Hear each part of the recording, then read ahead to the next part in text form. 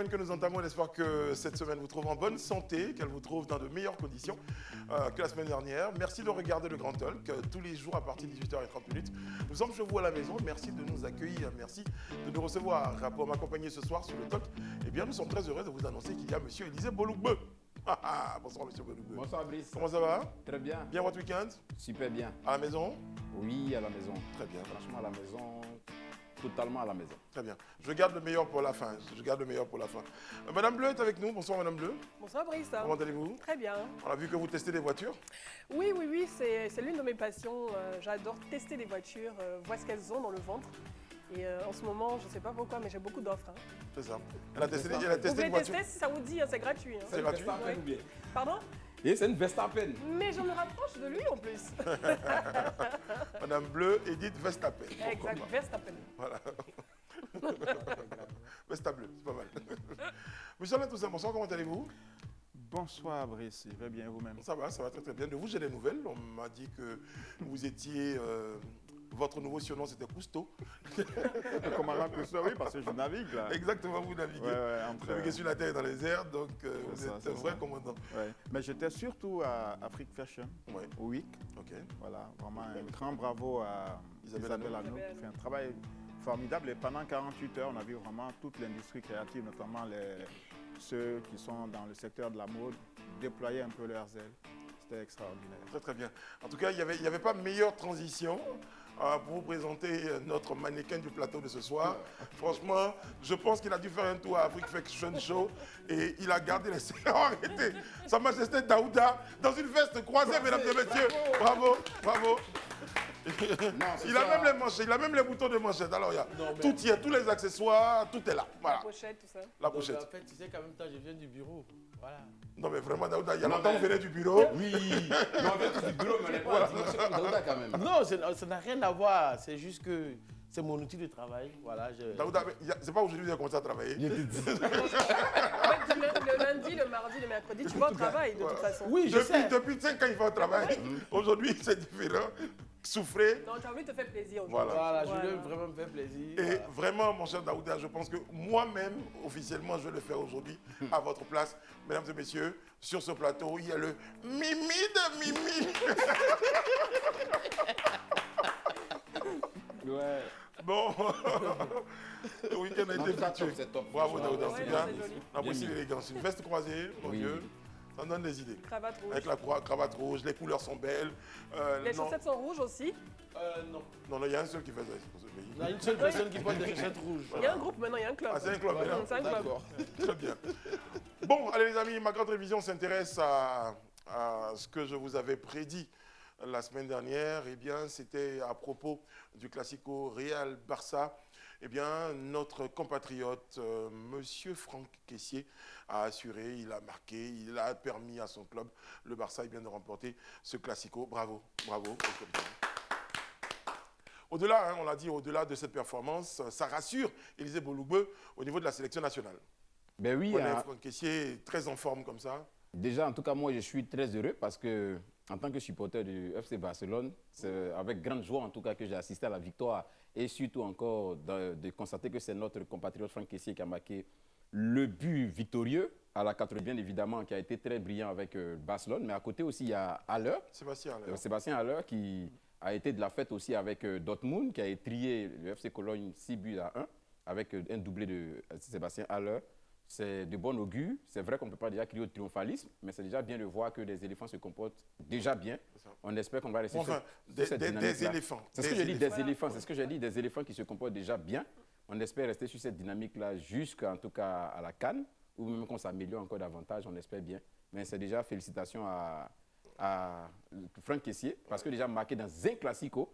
Pour rappel, c'est l'une des affiches les plus regardées au monde en matière de football. Le Classico qui oppose toujours le Real au Barça. Donc s'illustrer comme ça dans un tel match, c'est une telle bonne visibilité pour les compatriotes. Oui, à la 92e minute, 90. Qui a assuré tout le bien qu'on pensait de lui. Donc on dit bravo, bravo Franck Kessié, bravo champion. C'est vraiment satisfaisant de voir nos joueurs, on est habitués, ils sont toujours bons à l'extérieur, de façon individuelle, dans leurs équipes.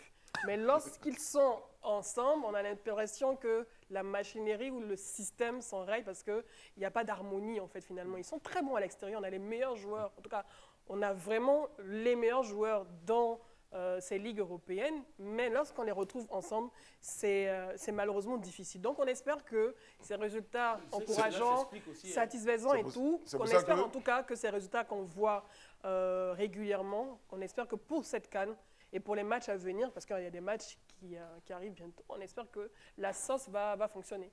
Non, comme je disais, je pense que c'est des choses qui s'expliquent dans la mesure où la FIFA, souvent, pour libérer les joueurs, quand il y a de grandes compétitions, le temps de les libérer, en fait, ils n'ont pas le temps de jouer ensemble, de mettre la mayonnaise tout en place. Donc, du coup, c'est tout ça qui joue. Et je pense que c'est le lieu, en fait, pour les fédérations, de demander qu'on libère les joueurs un peu trop mais il faut des matchs amicaux quand même. Oui, mais ça ne suffit pas. Mais j'ai une solution, les amis, j'ai une solution pour vous. Et je vais me tourner vers ma droite. La solution, c'est, Alain Toussaint, les joueurs locaux. Développer le football local. Oui, bon, entre autres, mais si on a quelques individualités qui s'illustrent de la plus belle des manières, comme on l'a vu avec Franck ici, bon. On a vu l'équipe du Sénégal. Hein, oui, c'est ça. Voilà. Ils ont l'habitude. Moi, je supportais le Real. Bon, on a pris le but dans les arrêts du jeu, oui, voilà. À chercher. Mais bon, c'est un Ivoirien qui a marqué, donc on s'en réjouit. Alors, je vais citer Assalfo qui a dit « Bravo, bravo Franck Kessié, mais je ne vais pas mettre ton sale maillot sur ma page. » On a envie de soutenir l'Ivoirien, mais pas le club. Non, et puis c'est encourageant pour lui, d'autant qu'il revient quand même des blessures. Et puis bon. À ses débuts, même quand il est venu, il a eu beaucoup de mal à s'intégrer dans l'équipement, en fait. Et je pense qu'il parlait même au début de la barrière, de la langue et autres. Même s'acclimater, c'était difficile. Je pense que ce but-là, en fait, ça le met vraiment en confiance et ça augure de bonnes choses. Pour son club.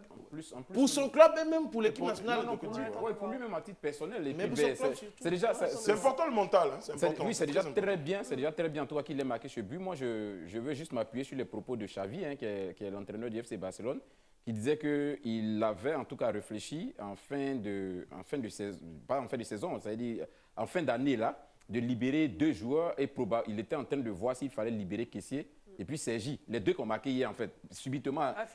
Donc il dit qu'il se réjouit de n'avoir pas pris cette décision, de les laisser partir. Donc c'est dit quelque part qu'aujourd'hui, avec ce but, avec la prestation qu'il a délivrée hier, il est certainement monté en estime un peu auprès de son entraîneur et ça va certainement compter pour la suite de la saison.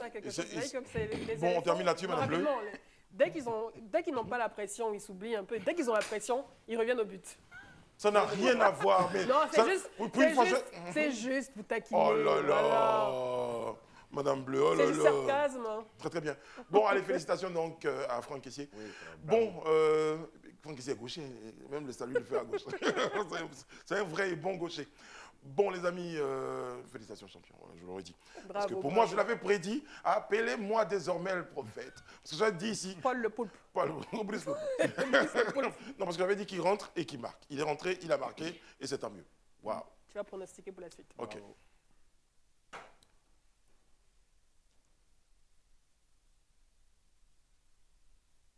Les amis, on va évoquer eh bien, un moment important pour moi. J'avais marqué la pause pour évoquer ce moment important, pour évoquer la remontada de l'Afrique. En fait, tu n'as pas honte, en fait. C'est que toi, la honte, là, quand on partageait, là, tu n'étais pas là-bas. Au passage, vous êtes 11e du classement, remontada ou pas, vous êtes à la 11e place. Remontada, parce que si on avait perdu ce match, vous seriez venu encore nous chambrer pour dire c'est la descente aux enfers. Pour une fois, on a bloqué, on n'est pas parti. Tant mieux, alhamdoulilah. Vraiment, bravo à l'Africa, bravo, remontada. C'était ça, merci. Reconnaissez et applaudissez, s'il vous plaît. Non, bravo à vous pour la remontada, mais n'empêche que pour l'Africa qui reste toujours en milieu de tableau, on se demande bien, pour parler comme il disait, réjouis-toi de sa victoire. Pourquoi je vais me réjouir quand la SEC pèse, qui se réjouit? Il est content, non? Il danse ici, non? C'est vous qui avez commencé à nous attaquer. Nous, on avait nos problèmes à la D2. Vous dites qu'on allait jouer Tchétché. Nous, on n'a rien dit.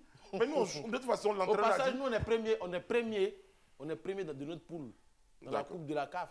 Très bien. Voilà. Okay. On a aussi gagné. Tu jubilais, tu dansais dans tous les sens. Mais aujourd'hui, on a pris le taureau par les cornes, on l'a fait coucher. On est premier. On va prendre cette coupe-là et vous allez rester toujours en D2. Voir, si possible, jouer au Tchétché. Très bien. Très bien. Bravo à l'Africa Sport, bravo à l'entraîneur, bravo aux membres associés, aux supporters L'entraîneur l'a dit, les supporters sont toujours là. C'est-à-dire, même quand c'est dur, c'est là qu'on voit les vrais supporters. On est là.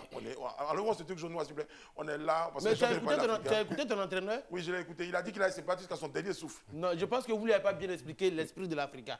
Parce que son dernier souffle va arriver très vite.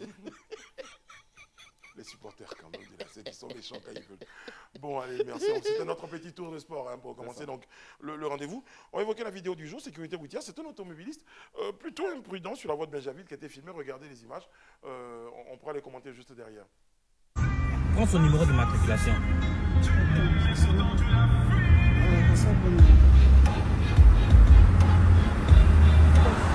On va le filmer. Il faut le filmer. 176 AG0. Il va cogner le monsieur là. Il va cogner le monsieur là. Il va cogner. Il y a des choses comme ça. Tu peux voir jusqu'à faire comme ça. J'ai publié cette vidéo là. Je vais partir montrer ça au ministère des Transports. Et puis ils vont prendre son... Qui conduisent comme ça encore à Abidjan? Non, moi je pense que ce gars qui était dans ce véhicule là, il devait être ivre. Ouais, je pense. Oui. Je pense parce que pour quelqu'un qui a toute sa tête, on peut, même si on est en train de faire du slalom, c'est pas comme ça. Oui, parce qu'il s'apprêtait à cogner quelqu'un. Oui, donc et la voiture, le gars qui filmait, s'il n'avait pas klaxonné aussi fort pour le réveiller. C'est le passager qui filmait, hein, pas lui qui le... Oui, je veux dire, c'est pas lui-même, ils sont dans leur voiture. Si lui doit commettre une infraction pour pouvoir dénoncer, oui. S'il doit commettre une infraction, non, parce que je ne vois pas qui filme. Il va être l'arroseur arrosé finalement. Voilà. Donc du coup, je veux dire, aujourd'hui, avec toute cette campagne contre l'incivisme routier, il y a des gens encore qui, jusqu'à présent, prennent l'alcool, roulent comme ça. Après, tu mets ta vie en danger, mais au-dessus de tout ça, tu mets la vie des autres en danger. Ce qui est encore dommage. Et je pense que ce monsieur-là, pour ma part, on doit lui prendre et son permis, pourquoi pas la voiture garée. Non, carrément. C'est 12 points. Très très bien. Totalement. Okay. Bon, enfin, c'est un petit moment pour nous d'inviter à nouveau les uns et les autres au respect donc, des consignes de sécurité routière. Pas forcément besoin toujours de rappeler qu'il y a la campagne, mais surtout rappeler notre responsabilité lorsque nous sommes au volant d'un véhicule. Voilà. Bon, l'effet du jour, c'est à présent. Frotte le gaz, bonne nouvelle, 7341 bouteilles. Je dis bien, Alain? Oui, 7000, oui, c'est ça. Autour de 7340 bouteilles donc de gaz butane qui ont été saisies et 14 individus interpellés. Ça commence à faire du bien quand même à la population. Qu'on mette hors d'état de nuire ces personnes qui mettent en danger la vie des populations. Je crois qu'on peut dire, alhamdoulilah. Enfin, oui. Dieu merci. La précédente fois, je parlais de Chicago, en faisant un parallèle avec la période de la prohibition. Et là, on voit que finalement, cette localité de Yorobité, c'est ça, est devenue quasiment le Chicago de notre pays, avec toutes ces découvertes qui sont faites et toutes ces saisies opérées par les forces de l'ordre. Évidemment, c'est une menace pour la population. Et je pense que ce type d'opération doit se multiplier. Voilà. Et je relève aussi que, étrangement, cela fait suite à l'émission qui a été diffusée par l'équipe d'André Bois et de John Jay.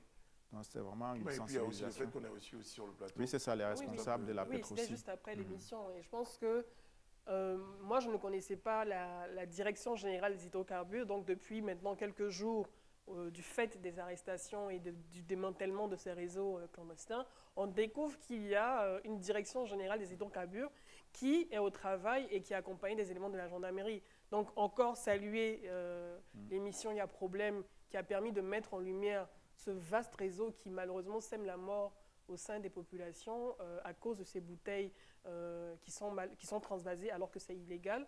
Et chapeau également à la Direction générale des hydrocarbures, à la Gendarmerie nationale, qui ont décidé en tout cas de faire de leur cheval de bataille la lutte et le démantèlement de ces réseaux. En fait. Et moi j'ai envie de dire chapeau également à la population, parce que je crois qu'elle y est pour beaucoup. La dénonciation. Voilà, dénonciation, et c'est ce qu'on invite les uns et les autres à faire lorsqu'on voit quand même qu'une usine n'est pas très catholique. Parce que souvent, et je voulais dire, c'est pourquoi Alain et vous dites quelque chose d'important, le fait qu'on discute, qu'on évoque certaines situations comme ça à l'antenne, à la télévision, ça permet par exemple à des personnes qui n'imaginaient même pas que ça c'était illégal. Parce que tu passes à côté de ta maison. Que ça c'était possible. Je veux dire, le transvasement, moi je ne savais pas que c'était possible. Et même que si vous le voyez, vous ne sauriez pas que c'est peut-être illégal. Exactement, on ne sait pas. Non, peut-être donc la sensibilisation. Même moi je ne savais même pas que c'était illégal, franchement. Parce que depuis que ce soit Boaké, Yamsoukro, beaucoup, même Beaunois, les voitures font ça pour rouler. Et on ne savait même pas que c'était illégal.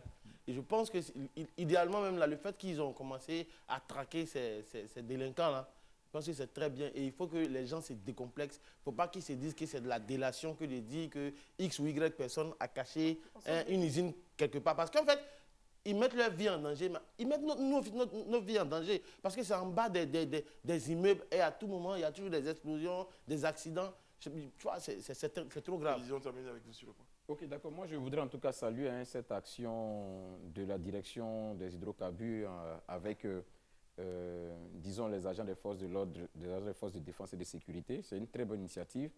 Mais au-delà même de l'aspect gaz, c'est-à-dire le transvasement, je me rends compte ou je constate que depuis quand même un certain moment, il y a des opérations de démantèlement de réseaux frauduleux, que ce soit même au niveau des boissons, que ce soit au niveau des gaz, que ce soit au niveau des jus et tout ça. On sent vraiment que désormais, il y a une volonté de combattre ces réseaux frauduleux-là qui ont causé tellement de tort. Parce que très souvent, on a des soucis de santé, on n'imagine même pas d'où ça vient. Pourtant, généralement, ça peut venir de ces endroits-là. Dieu seul sait combien de tort ils ont causé aux populations. Donc aujourd'hui, que ces réseaux-là soient démantelés, c'est déjà une très bonne chose. Nous, c'est d'encourager vraiment les forces de l'ordre, les forces de défense et de sécurité à poursuivre ces initiatives-là, aller plus loin, au-delà du gaz, au-delà des jus, au-delà des boissons, vraiment tous les autres secteurs où aujourd'hui on a connaissance même qu'il y a des fraudes, on a connaissance qu'il y a des trafics illicites qui se font, que vraiment si ces réseaux soient démantelés, c'est vrai qu'on ne pourra jamais arriver au taux zéro, mais si on peut le réduire de façon drastique pour qu'au moins on puisse vivre dans une société qui soit une société disons qui vit dans la quiétude, c'est déjà une très bonne chose. Là, il y a eu le démantèlement d'une usine qui trafiquait du jus pour enfants, mais c'était horrible. C'est qu'on est malheureusement exposé à ce trafic illicite et ça ne vient pas de l'extérieur, ça vient de l'intérieur. Et donc, il faut trouver le moyen, donc inciter les populations à dénoncer, distribuer, donc informer avec un numéro vert pour permettre à ces personnes-là, lorsqu'elles voient un entrepôt qui semble illégal, lorsqu'elles constatent que le produit qu'elles consomment a des problèmes ou crée des problèmes chez elles, il faut pouvoir dénoncer tout de suite parce que c'est notre santé qui est en danger, ce sont nos populations qui sont en danger. C'est pour cette raison même que moi j'ai salué l'initiative du ministère de la Santé de retirer le lait infantile même du marché, parce que au-delà du marché, d'exiger que des grandes surfaces. Du marché, je ne pas du marché. Quand je parle du marché, c'est les grandes surfaces et autres. Les grandes surfaces, dans ce cas, moi je ne suis pas vraiment d'accord avec cette décision. Rapidement, pour dire que depuis plusieurs années, rapidement, je te demande la permission. Je sais que tu es galant. On achète du lait, ce sont des grandes surfaces. S'il y a un problème, parce que c'est au cas par cas, si vous constatez qu'à plusieurs reprises, il y a des retours de produits laitiers infantiles dans une grande surface qui est donc incriminée, il faut interdire à cette grande surface de le faire. Mais moi qui achète du lait d'enfants depuis 15 ans dans des grandes surfaces, je n'ai jamais eu à constater de problème. C'est peut-être là. Voilà, je veux dire, c'est un cas peut-être particulier pour moi, mais je veux dire que déjà au niveau des prix, c'est pas pareil. Et d'une pharmacie à l'autre, le prix n'est pas pareil. Et moi qui étais habituée à prendre dans une grande surface que tout le monde connaît, qui a quand même une certaine réputation, je veux dire, si une grande surface qui a l'habitude de faire du due diligence... Ça veut dire rapidement? Oui, rapidement. Qui a l'habitude de faire du due diligence, donc c'est de vérifier les produits qu'elle reçoit avant de les mettre en rayon. Il ne faut pas la comparer à Madame Bleu, là peut-être je vais me faire l'avocat d'Aouda. Là vous évoquez la question des grandes surfaces. Oui, les grandes surfaces. Mais sauf qu'il n'y avait pas que les grandes surfaces. Quand vous appelez les grandes surfaces, il y a les boutiques. C'est pour ça que il y a je dis même les marchés dont on parle. C'est pour ça que je dis au cas par cas. C'est ça que je dis au cas par cas. Ça aurait pu se faire au cas par cas. Parce que moi, les grandes surfaces. Ça se vend dans les grandes surfaces, mais pas au marché, dans les boutiques, mais pas. C'est compliqué. Tu sais, en fait, au-delà de tout ça, moi, ma problématique, c'est que lui, tout à l'heure, parlait de l'alcool frélaté, du jus frélaté. À un moment donné, on allait se retrouver avec du lait frélaté. Ça a déjà été, voilà. ça a déjà vu. Oui, donc du coup, autant l'enlever des mains des supérettes, des boutiques, des grandes surfaces, on va en pharmacie. Mais là où j'entends ta préoccupation, c'est qu'il ne faudrait pas aussi que le prix change, parce qu'ils s'étaient engagés à homologuer le prix dans toutes les pharmacies, ce qui n'est pas fait. Et c'est le lieu aussi d'attirer l'attention du ministère de la Santé sur cette question. Madame Bleu, j'ai une question pour vous. Les prix qui changent. Rapidement. L'alcool frélaté. On va à la source et on démantèle le réseau clandestin qui fait cet alcool frélaté. On ne demande pas, on n'interdit pas au supermarché de vendre le produit, parce que c'est des produits qu'on connaît, c'est des alcools qu'on connaît qui sont produits frauduleusement. Généralement, les alcools fruités, ce n'est pas vendu là-bas, justement. Non, mais ça pas le... Au-delà même de ça, Oui, ça oui, n'a il y pas a le l'aspect- même impact. il y a l'aspect Ça n'a pas le infantile, même on est impact. d'accord. Il y a Voilà, l'aspect c'est-à-dire infantile. aujourd'hui, moi j'ai eu l'occasion de discuter avec un professeur. L'une des choses qui tue facilement les enfants, c'est la diarrhée quand ils le font entre 0 et 6 mois. Ça, 6 mois. Ça détruit les enfants comme pas possible. Alors que les statistiques ont montré que la grande partie de la diarrhée que font les enfants ont pour source la plupart du temps le lait, c'est-à-dire que l'alimentation qu'ils reçoivent. Donc on voit que l'impact, c'est sur la base d'un nombre de statistiques que les autorités décident à un moment donné de prendre une telle décision. Comme je le dis, et moi je partage un peu l'avis de Daouda, là peut-être où je crois que les pouvoirs publics doivent pouvoir être très regardants, c'est sur la nécessité d'homologuer les prix afin que les prix soient les mêmes d'une pharmacie à une autre, pas plus que ça. Deuxièmement, à entendre ce que Mme Bleu dit, ça peut se comprendre. Mais là où je ne partage pas trop l'avis, c'est le fait que même les médicaments qu'on vend en pharmacie pour prendre, on peut les trouver partout, on les trouve même à Roxy parfois. Mais pourquoi on combat Roxy? Parce qu'on n'a pas la garantie que ce qui est fait là-bas est bon. Souvent, c'est des trucs qui ne font pas bien. Donc, le fait qu'on demande que ça aille en pharmacie, moi, je crois que c'est l'effort que nous, on peut faire, aller le prendre en pharmacie. Moi, je pense quand même. Ce ne sont pas des alicaments, ce sont des médicaments. Monsieur Toussaint, là. Oui, en fait, c'était juste pour dire que toutes ces opérations menées par la gendarmerie montrent quand même la nécessité d'étendre les campagnes de civisme à toutes les cibles. Parce que généralement, on parle des collégiens, congés anticipés, etc. Mais là, ce sont des opérateurs économiques qui défient l'État. C'est ça. Et qui défient même la raison, qui mettent en péril la sécurité de l'État et des populations. Vous voyez? Donc, je pense qu'il y a nécessité aussi de rappeler à l'ordre les aînés, ceux qui veulent gagner de l'argent plus vite que leur ombre, mais qui ne respectent pas les règles. Parce que quand vous faites du transvasement de gaz, quand vous convoyez des milliers de bouteilles, la dernière fois on parlait de 1600 ou 2600 bouteilles, là on est autour de 7340 bouteilles. Donc ça veut dire que plus on avance, plus les découvertes seront encore plus importantes. Donc il faut aussi rappeler les uns aux autres au bon sens et respecter quand même l'État. Nous sommes un pays en construction, État, bon, on parle souvent des problèmes des politiciens.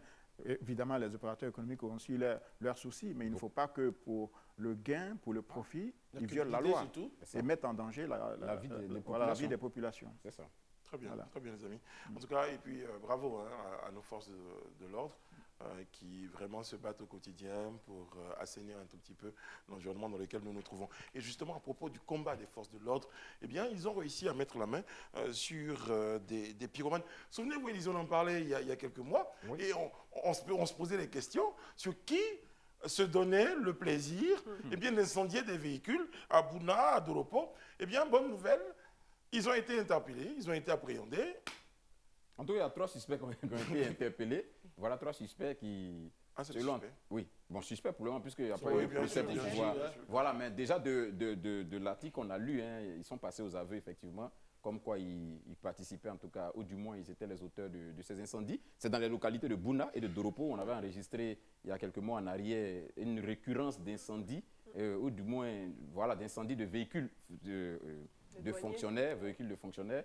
Et on s'était même inquiété sur le plateau ici parce que vu que cette zone est mitoyenne au nord Burkina, pardon, au sud du Burkina, et une zone vraiment où à un moment donné on avait assisté à une attaque terroriste, donc on était vraiment en train de s'interroger si ce n'était pas dans cette dynamique-là, ce n'était pas une action terroriste qui était en train de se dévoiler ainsi.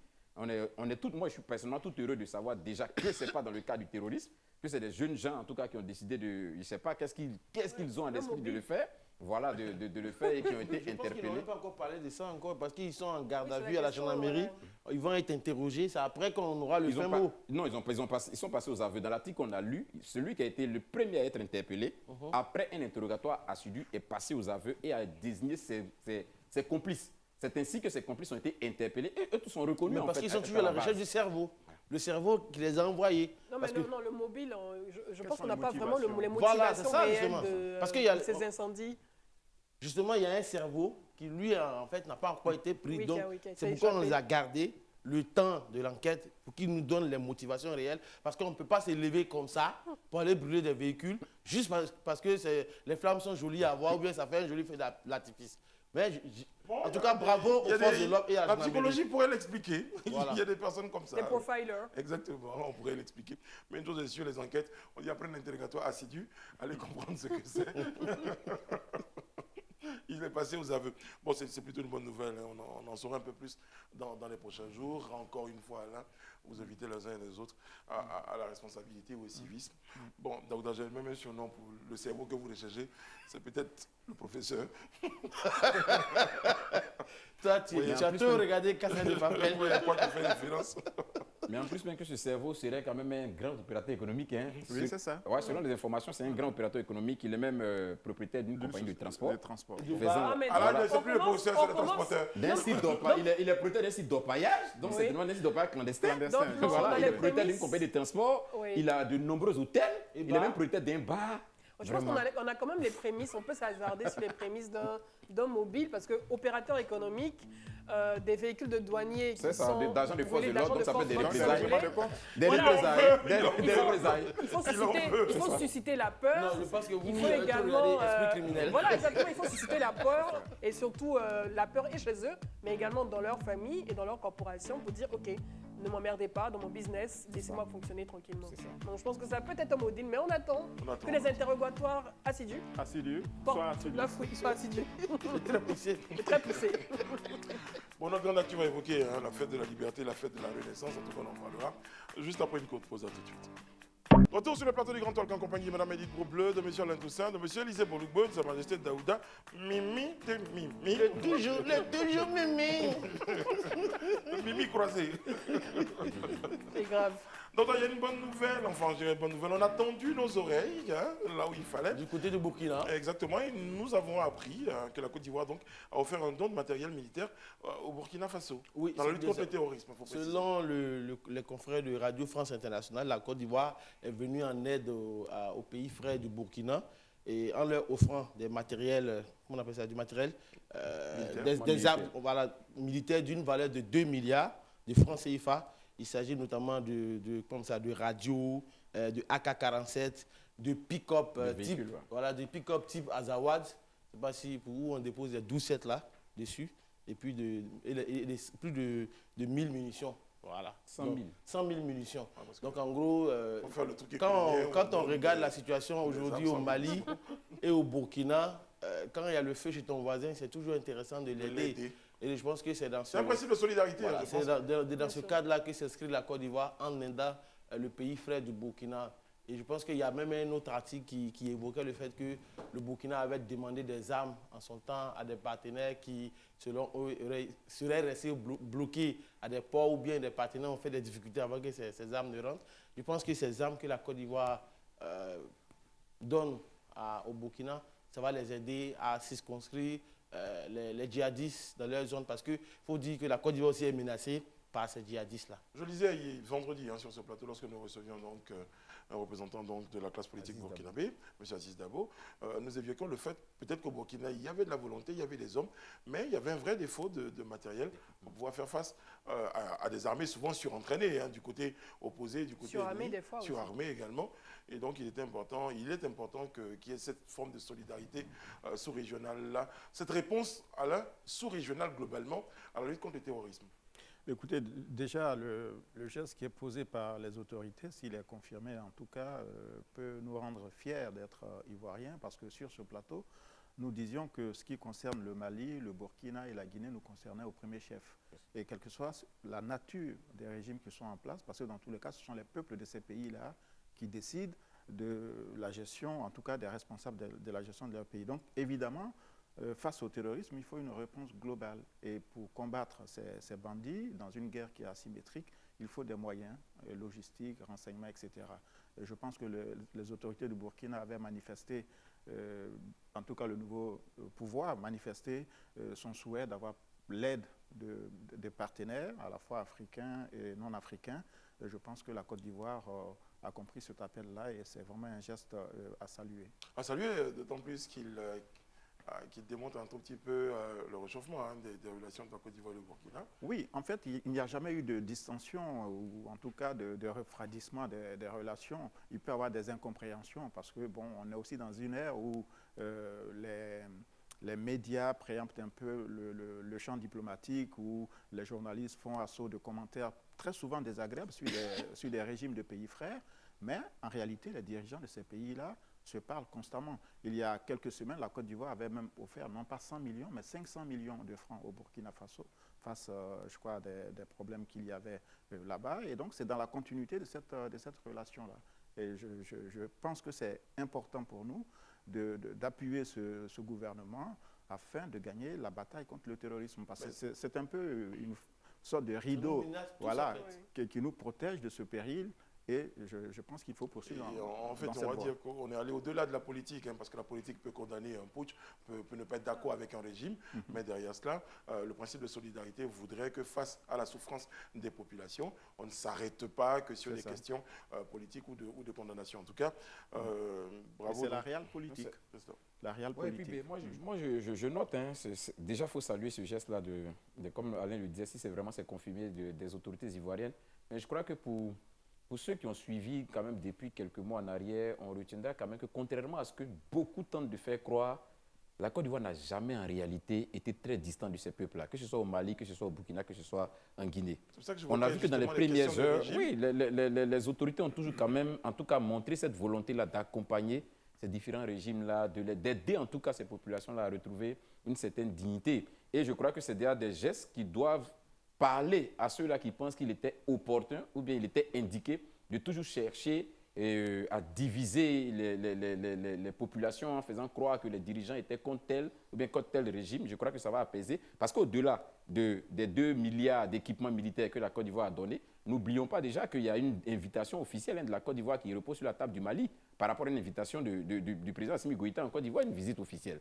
Donc c'est dit qu'il y a une volonté quand même des autorités ivoiriennes d'apaiser les choses entre elles et leurs voisins, parce que, comme on l'a tous bien dit ici et que Alain l'a rappelé à juste titre d'ailleurs, la menace ou le péril du Mali, c'est le péril de la Côte d'Ivoire. Le péril du Burkina, c'est le péril de la Côte d'Ivoire. Donc, on est tous obligés de vraiment se serrer les coudes pour lutter contre cette situation. C'est là que moi, je viens maintenant pour dire qu'il faut que la CEDEAO aille un peu vite. C'est vrai que dans les dernières résolutions, du dernier sommet, il avait été dit qu'on devait mettre en place une force militaire vraiment qui allait monter en puissance pour aider, pour appuyer, pour spécialement s'attaquer à la question terroriste. Je crois que c'est bien, c'était une très belle initiative, mais maintenant il faut la matérialiser en allant un peu vite, parce que là, il y a des territoires qui sont en train d'être conquis au jour par ces terroristes-là, et c'est des populations qui meurent. Donc il faut qu'on accélère à ce niveau. On revient à l'impérieuse question du financement de ces armées. C'est ce que j'allais dire.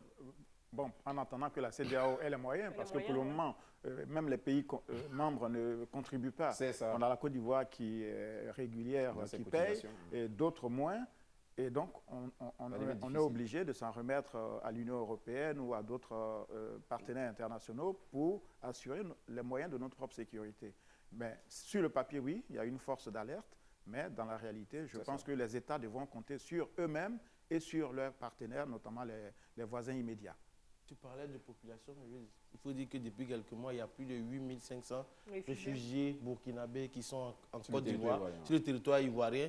Et on parle l'HCR parle de 20 000 dans les pays frontaliers, notamment Côte d'Ivoire, Niger et les autres pays. Et franchement, je dis, si on ne lutte pas contre ça, ça risque de nous prendre à la gorge et ça sera très compliqué. En tout cas, la Côte d'Ivoire prend la menace au sérieux au regard du réarmement logistique donc, de ses forces armées.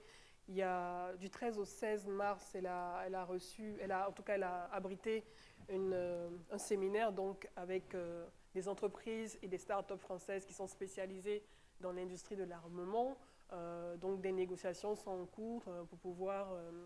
on va dire sur le plateau. On va dire changer. Même évoqué, exactement. Du soutien.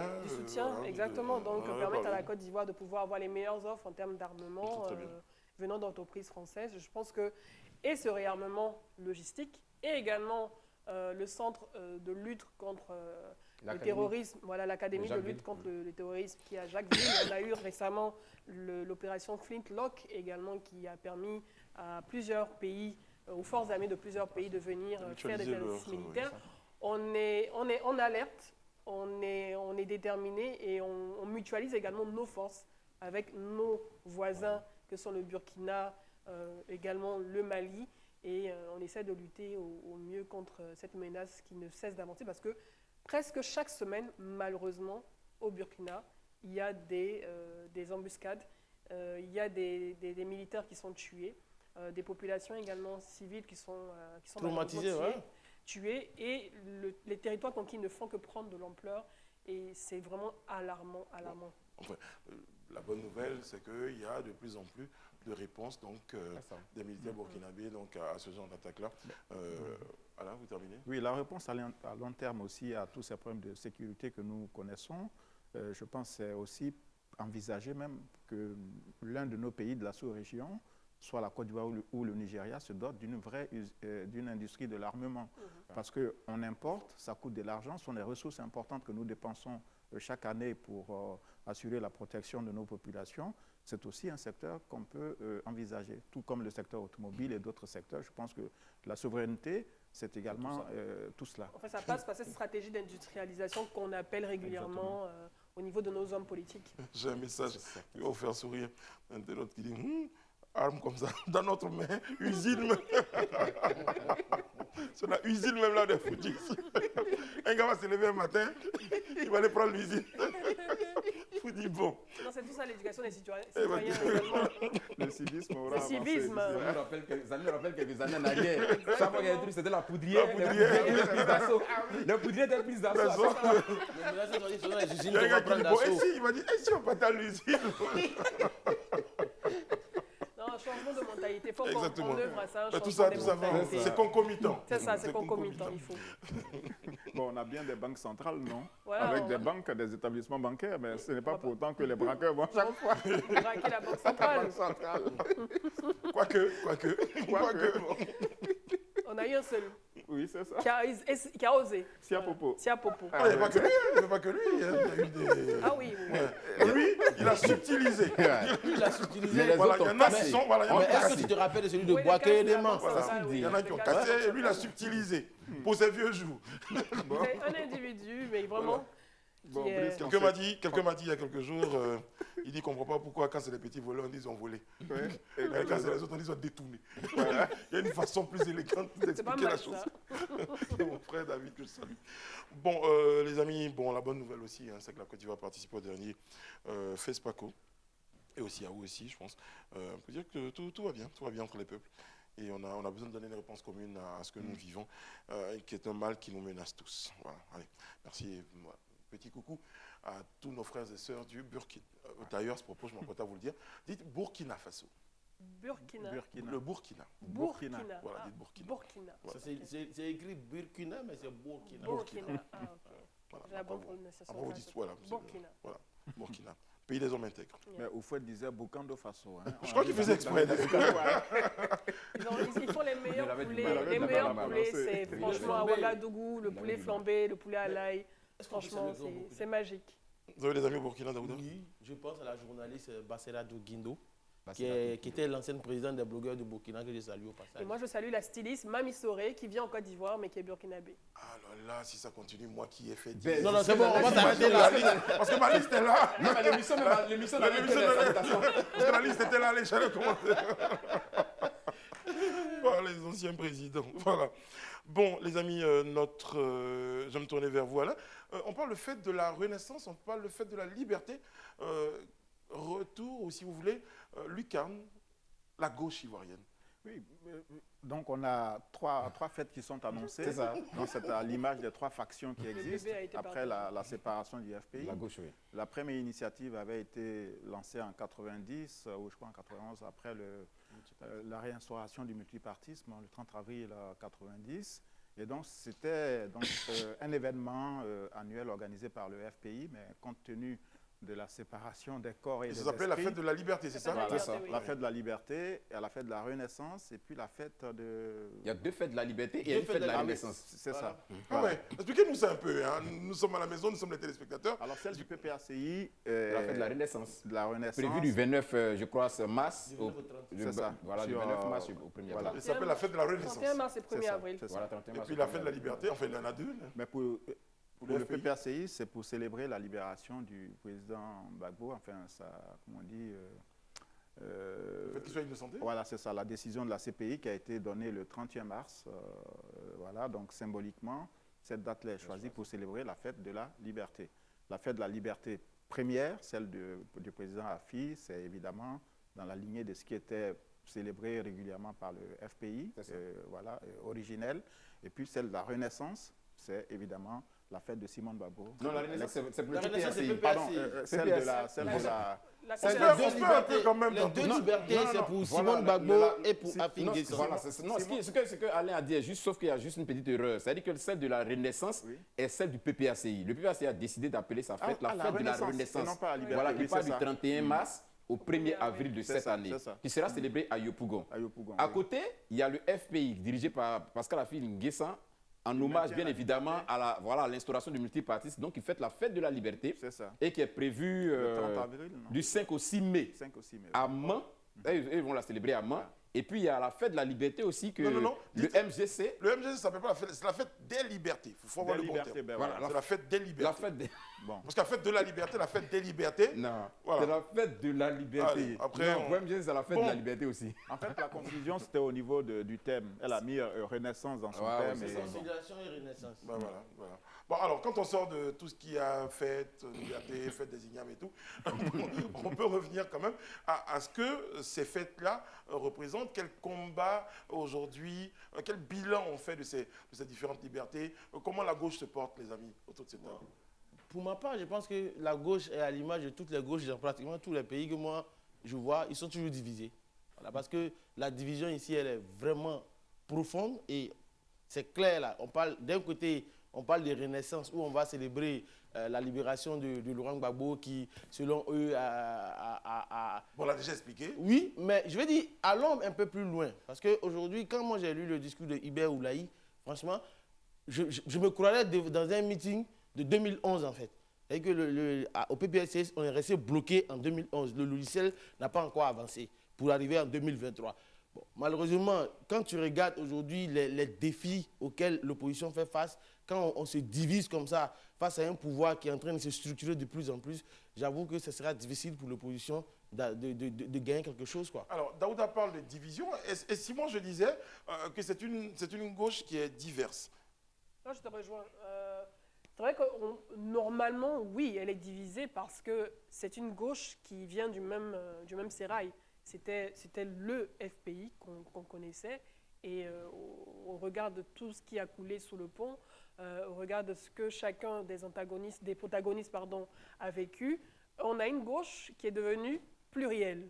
Donc, c'est vrai que chacun d'entre eux a des ressentiments par rapport à l'autre, oui, mais pour moi, on parle de gauche parce qu'il y a de la diversité. Donc, chacun maintenant a cette offre politique à faire aux Ivoiriens, en tout cas à ses partisans. On peut penser qu'elle est divisée, mais moi, je dirais plutôt que finalement, cette division permet d'avoir dans les différents camps de la diversité en termes de choix, en termes de propositions, en termes de plans.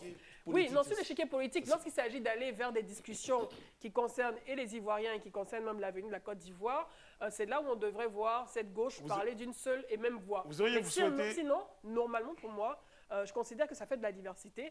Daouda, vous auriez souhaité avoir une gauche avec une seule voix, avec un seul Voilà, parti? Non, pas moi, la l'idée pensée pour unique. moi, quand on regarde même ce qui s'est passé, même tout près ici en France, près de nous Oui, ici. le 49-3. Non, le NUPES, pendant les le élections. NUPES, oui. Comme ils n'ont même pas été capables à un certain moment de s'unir, finalement, le président Emmanuel Macron est passé. Parce que, Passage en force, s'il te plaît. force ou pas force, il est passé. Parce qu'aujourd'hui, quand tu regardes PPACI, MGC, FPI, toute cette gauche, cette diversité dont vous parlez aujourd'hui, finalement, on dit les élections, c'est dans 3 ans. Avec cette diversité-là, qu'est-ce qu'ils valent devant un RHDP aussi fort, uni et soudé? C'est ça. Il faut s'unir. J'ai Daouda et Alain pour la suite. Pardon, j'ai Élisée et Alain pour la suite. D'accord, moi, contrairement à Madame Bleu, moi je dirais que la gauche malheureusement est divisée. Elle est divisée parce que les ressentiments sont là, sont devant nous et ça se manifeste chaque jour. Aujourd'hui, il est difficile de concilier les positions. Quand on parle déjà de Pascal Affi N'Guessan et de Laurent Gbagbo, quasiment on dirait que c'est quasi irréconciliable. Pourquoi? Parce que d'un premier temps, Affi N'Guessan, dans la suite de son action politique, est en train de tenter de s'allier avec le RHDP. Donc aujourd'hui, ce que le PPACI n'entrevoit aucunement dans ses objectifs même futurs, donc ça fait qu'on ne peut même pas aller dans la même vision. Deuxièmement, le MGC, qui est vrai, qui, c'est vrai, pardon, a rencontré par son leader, le président Afin Guessan, c'est vrai, ils ont échangé depuis le mois de décembre dernier, où ils avaient parlé, ils allaient essayer de voir comment ça allait évoluer, mais depuis lors, rien n'a fondamentalement bougé à ce niveau. Et on voit que les lignes sont vraiment bloquées. Bloquées, donc moi je pense que la gauche aujourd'hui, en réalité, est divisée. Elle est tellement divisée que quand on la regarde généralement dans ses prises de parole ou bien dans les actions qu'elle pose, on est plus en train de régler des problèmes de personnes qu'en train d'offrir ou bien en train de proposer des offres aux Ivoiriens. Quand tu regardes aujourd'hui au niveau de l'opposition, dans toutes les prises de parole et dans les échanges, franchement, on a du mal à retrouver des préoccupations qui intéressent les Ivoiriens prises en compte. On est tout le temps en train de dire tel n'a pas fait ceci, on n'est pas tel ceci, on n'est pas tel cela. Et ça, c'est symptomatique de la profondeur de la division au sein de la gauche. Et ça, on ne peut pas le cacher en fait du revers de la main. Il y a une réalité. Et là, vous n'évoquez pas encore le COGEP de Charles Bégoudé. Oui. Pas encore là. Non, vas-y. Edith, allez-y. Rapidement, pour rebondir sur ce que tu as dit, c'est l'essence même de la politique en Côte d'Ivoire. Je veux dire, les problèmes de personnes, depuis une trentaine d'années, on est dans ces problèmes de personnes, dans cet individualisme politique, et on est également dans ce jeu d'alliances qui parfois peuvent paraître contre nature pour l'opinion publique, mais qui ne nous étonnent plus finalement. Donc on a eu plein de jeux d'alliances, et moi, ok, si le COGEP ou le FPI d'Afin Guessan s'allie au RHDP, bon, pour moi, il n'y aurait aucune surprise. Après, qu'il change, qu'il s'allie ensuite... Si le COGEP s'allie, non, je vais terminer. Qu'il s'allie... Quelles que soient les combinaisons... Voilà. Ce genre de combinaisons que par la suite, pour peut-être contrecarrer le pouvoir lors des présidentielles, qu'il y ait également une alliance entre le PPACI et le COGEP ou le PPACI et le FPI, ça ne m'étonnerait pas en fait. Donc on est habitué à ce jeu d'alliance, on est habitué à ces problèmes de personnes. Et c'est ça aussi le jeu politique de notre pays auquel on assiste depuis de nombreuses années. Donc parler de division, ils sont tous divisés de toute façon. Mais quand il s'agit de se retrouver pour des intérêts communs, ils savent se retrouver et ils parlent au téléphone. Donc moi, ça ne m'étonne pas. C'est vrai que c'est ce que nous, on voit. Derrière, on parle de division. Mais derrière, quand il s'agira de s'unir pour une cause commune, ils le feront. Est-ce que Daouda, je viens à vous tout à l'heure, Daouda, je sais, vous vous apprêtez à répondre. Est-ce que justement, ce que certaines personnes appellent de tous leurs voeux, c'est par exemple que l'opposition, parce qu'on a beau parler d'alliance, on aurait peut-être aimé, dans les rêves les plus fous de certaines personnes, imaginer avoir cette opposition-là qui parlerait d'une seule voix, qui plus est, avoir un seul candidat pour pouvoir faire tomber le bloc RHDP, qui est, disons-le, qui est très solide. Après, je veux dire, c'est quand même des individualités fortes qui étaient au FPI. On a l'ancienne première dame, Simone Éric Babo, on a Laurent Gbagbo, le président Laurent Gbagbo lui-même, on a Louis-Charles Blé Goudé, on a Pascal Afin Guessan. Non, Charles Blé Goudé n'était pas FPI. Oui, non, il n'est pas FPI, mais je veux dire, bon, il était quand même dans le bloc avec son groupe. Il était proche. Mais pourquoi chacun n'aurait pas cette possibilité, au regard des événements malheureux qui ont eu lieu, de pouvoir maintenant tester cette capacité à pouvoir eux-mêmes gérer un parti politique? Peut-être qu'ils en rêvaient depuis longtemps, donc c'est l'occasion. Donc tout ça, c'est la diversité, tout ça, c'est un peu de richesse dans les partis. Je vais évoquer une situation qui nous a fait un peu sourire pendant les élections. Au moment où tout le monde appelait de ses voeux peut-être une voix unique de l'opposition, il y avait même des bagarres pour savoir le nom de qui, dans l'opposition, devait figurer sur des affiches. Vous vous en souvenez? Pendant dans le choix des candidats, en fait. Dans le choix des candidats. Pour aller il parle de législatives. Ah oui, les législatives. Pour s'accorder sur les listes des législatives. Il y a eu évidemment. Mais ça allait plus loin. Hein. Souvent même pour un meeting, le meeting il y avait même les guerres du locaux. C'est vrai. Vous vous en souvenez? Oui, ça veut dire qu'aujourd'hui, il faut désespérer d'une opposition unie? Non, je pense que dans l'absolu, ce n'est pas nécessaire. Je pense qu'il y a un pouvoir et puis il y a forcément, Edith l'a dit tout à l'heure, une opposition qui est plurielle. Moi, je voulais juste revenir sur le FPI depuis ces dernières années avec la Fête de la Liberté. Ce parti, donc l'originel, a incarné quand même un certain nombre de valeurs. Il a fait bouger la Côte d'Ivoire, les acquis démocratiques, les avancements au niveau syndical, les travailleurs, etc. Donc il y avait une période, il y avait un esprit qui avait été créé durant les années 90 et au début des années 2000. Et après, tout s'est essoufflé. Une fois que le parti FPI est arrivé au pouvoir, on a vu les difficultés qui s'en sont suivies, voilà, la rébellion et puis bon, les déboires du président Gbagbo emprisonné, ensuite la division. Donc aujourd'hui, on voit bien que les chemins se sont un peu séparés, chacun a pris sa route. Maintenant, est-ce que demain, ils peuvent se retrouver autour d'un projet commun avec un objectif commun, c'est-à-dire la reconquête du pouvoir? Je pense que cela n'est pas exclu. Parce qu'il y a une chose que les politiciens savent faire, c'est faire table rase de leur division quand il s'agit de la conquête du pouvoir. On l'a vu avec les différentes alliances, et notamment celle qui a réussi en 2005 avec la création du RHDP, qui a conduit justement l'alliance à l'arrivée au pouvoir du président Ouattara. Donc, on ne peut pas exclure cela. Quel que soit le niveau de détestation ou de haine, entre guillemets, que les uns et les autres peuvent se vouer, l'objectif, c'est le retour au pouvoir, et je pense qu'ils sont prêts à toutes les compromissions, voire à tous les compromis, hein, pour être neutre, pour y parvenir. Et je vais compléter votre phrase qui ne s'arrête pas là. Pour y parvenir, quitte après à continuer. Chacun sa route. Et à recommencer dans les difficultés, dans les divisions. Les amis, on va marquer une courte pause et se retrouver tout à l'heure pour la suite du Grand Talk. À tout de suite. Nous sommes de retour sur le plateau du Grand Talk en compagnie d'Élysée Boulouk. Donc ça va, tout se passe bien? Non, ça se passe pas bien. Ça se passe pas bien. Qu'est-ce qui se passe, Daouda? Je demande de l'eau au chargé de prod, il me donne un peu d'eau seulement. D'accord. Frère, s'il vous plaît, on va appeler la boue ici. Est-ce qu'on peut avoir un peu d'eau pour Daouda? Voilà, on va vous apporter de l'eau, Daouda. Franchement. Voilà. Quand quelqu'un est habillé en veste croisée comme ça... En veste croisée, il faut lui donner son eau quand même. Voilà, il faut lui donner de l'eau. Il faut pas abuser. Ça va se faire. C'est un moment de télévision, ça se passe comme ça. Je vous promets que ce n'est pas en respect pour ce que vous dites ou pour vous êtes, mais c'est à cause du costume qu'on va faire tout ça. Demain, ça sera différent. Donc, demain, ça sera si tu ne respectes pas quelqu'un, il faut respecter au moins le costume qu'il a porté. C'est bon. Daouda Sono, M. Alain Toussaint, tout se passe bien? Oui, très bien. Très Merci. bien. Madame Bleu, vous êtes en forme ce soir. Hein? Ah bon? Oui, on Ah, le tu sait. l'as senti. Et vous avez trouvé la nouvelle parade, c'est rapidement. Exactement. Et rapidement qui n'est pas Et vraiment. rapidement, tu ne finis jamais. Daouda, s'il te plaît, je sais que tu es galant rapidement. Rapidement. Parle. Non, je te connais, tu sais. Bon, alors les amis, vu qu'on doit pas. Bien. D'accord. Moi aussi, je t'adore. Tout à l'heure, on aura monsieur de Perpignan sur le plateau. Mais rapidement, hein, parce que c'est l'expression du soir, rapidement, on évoque la question de ce mandat d'arrêt donc, de la justice internationale donc, qui je vais me tourner vers Alain pour la suite. Vladimir Poutine et la CPI. Oui. Qu'est-ce que vous voulez savoir? Est-ce que le mandat sera exécuté? Exactement. Ou est-ce qu'il est exécutable? Bon, écoutez, je pense que c'est encore l'une des farces auxquelles la CPI nous a habitués, parce qu'elle a été créée en 1998 dans le but de lutter contre l'impunité, faire en sorte que les criminels de guerre soient traduits devant des juridictions internationales, notamment devant cette CPI.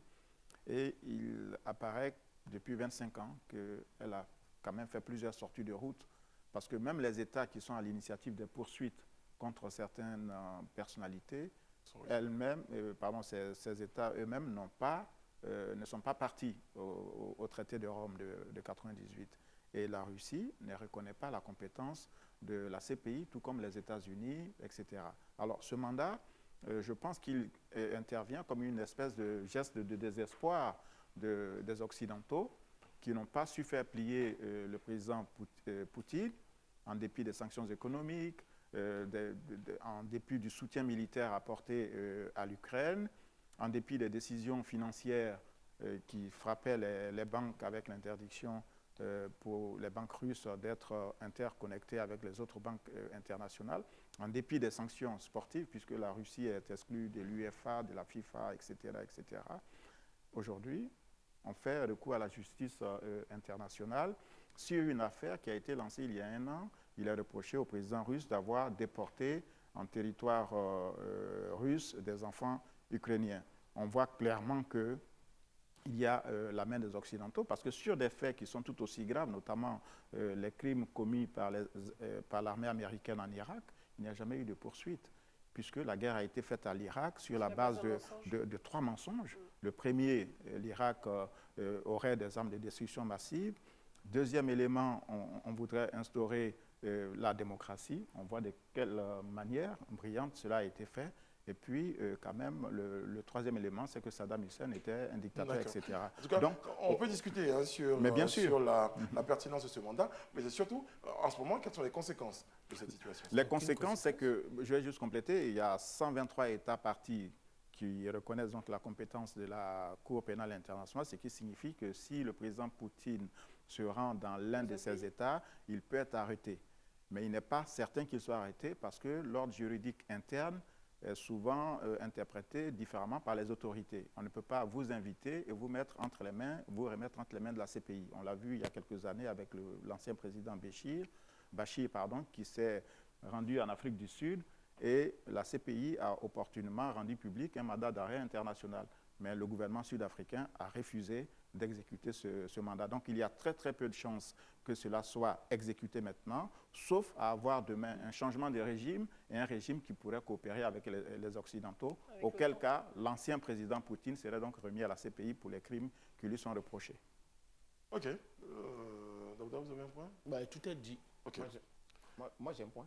Allez-y. Voilà, juste dessus. Ouais, je comprends ce qu'Alain dit et puis ça s'entend, hein, notamment sur le fait que la CPI pourrait reprocher quand même quelques crimes aussi hein, à des pays occidentaux, notamment, comme il le dit, en Irak et dans certains pays. Mais comme je le dis très souvent, même ce n'est pas parce que la CPI n'a pas émis de mandat d'arrêt à ce moment précis là, contre les États-Unis que ce qu'il est en train de faire aujourd'hui contre la Russie est injuste. Si on est tous unanimes que le fait que la Russie annexe un pays, aille en guerre contre un pays dans son territoire et qu'il ait effectivement déporté des enfants comme il se doit, c'est un crime, donc la CPI est dans son droit. Maintenant, moi, je suis entièrement lucide hein, pour dire qu'aujourd'hui, en l'état actuel des choses, ce sera carrément difficile de pouvoir exécuter ce mandat d'arrêt à l'encontre de Poutine. C'est quasi impossible.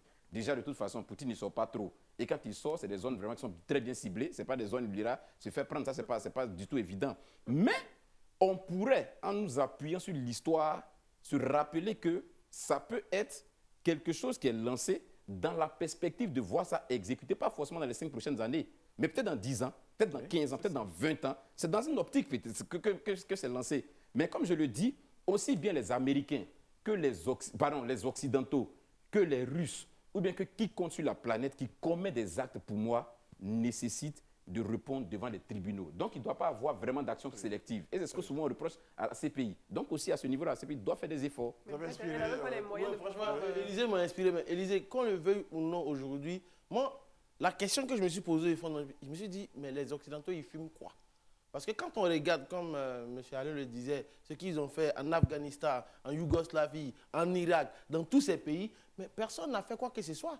Eux, ils décident de façon unilatérale de mener des actions. Souvent, sur du faux, personne ne dit rien, mais il suffit que la Russie s'élève, automatiquement, chacun crie au scandale. Et je parle du principe qu'aujourd'hui, quand on regarde le procès même qui s'est passé, où pendant combien d'années Gbagbo Laurent et Charles Goudé sont restés là-bas finalement, rien ne s'est passé, ils ont été acquittés. Ça veut dire on ne lance des mandats d'arrêt que contre des gens, finalement, pour faire effet d'annonce, quoi, finalement.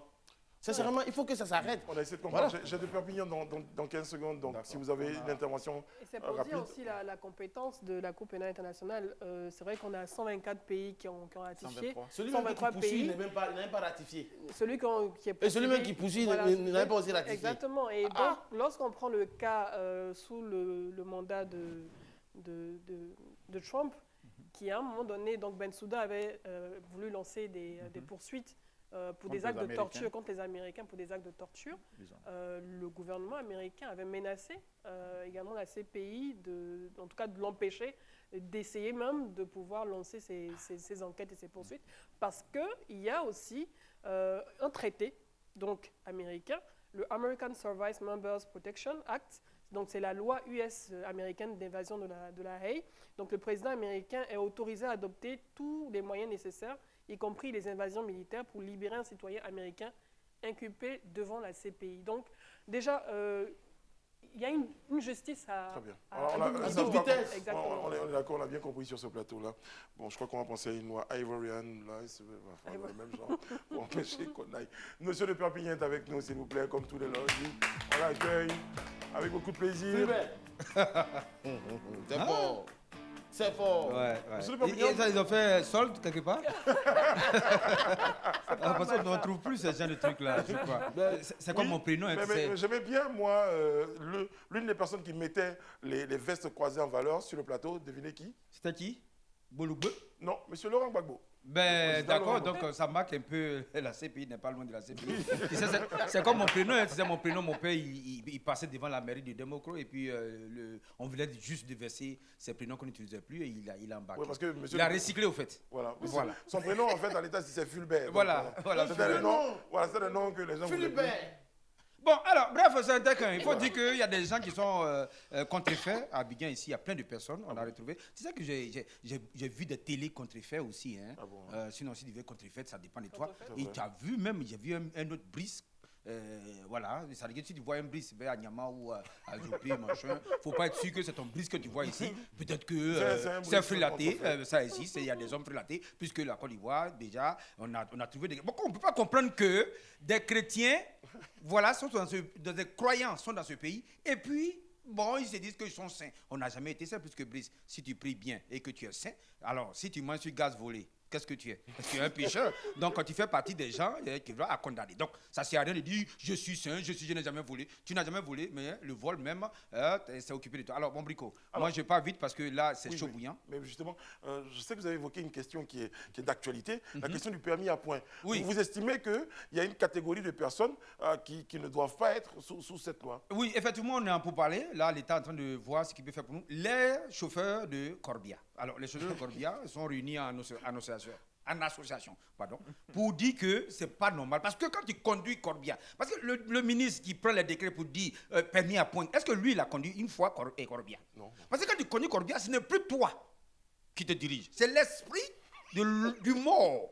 S'il dit allons vite, ton pied appuie sur l'accélérateur, vous allez vite. Et puis, plafia, on te flash. Est-ce que c'était de la faute? Alors, il faut qu'il y ait des permis spirituels pour pouvoir attribuer aux morts pour que, parce que dans notre église aussi, avant, parce que nous on prie pour les permis spirituels. Parce que si on te retranche spirituellement, en réalité, la police va te prendre.